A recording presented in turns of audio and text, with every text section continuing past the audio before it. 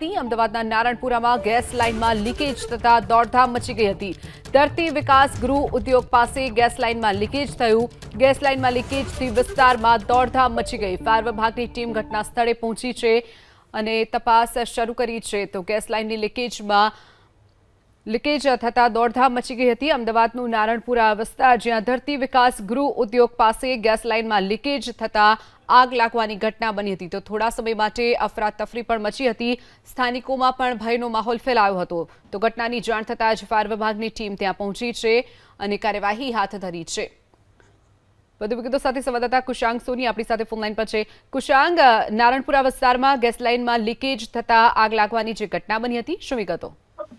જો અમદાવાદના નારણપુરા વિસ્તારમાં ધરતી વિકાસ કેન્દ્ર પાસે એકાએક રોડની અંદરથી આગની જ્વાળાઓ નીકળવાની ઘટના સામે આવી હતી। શરૂઆતી તબક્કામાં ત્યાં આગળથી પસાર થતા અને સ્થાનિકોમાં એક કુતૂહલ જાગ્યું હતું કે આખરે રોડમાંથી આગ કઈ રીતે નીકળી રહી છે। તપાસ કરતા માલુમ પડ્યું છે કે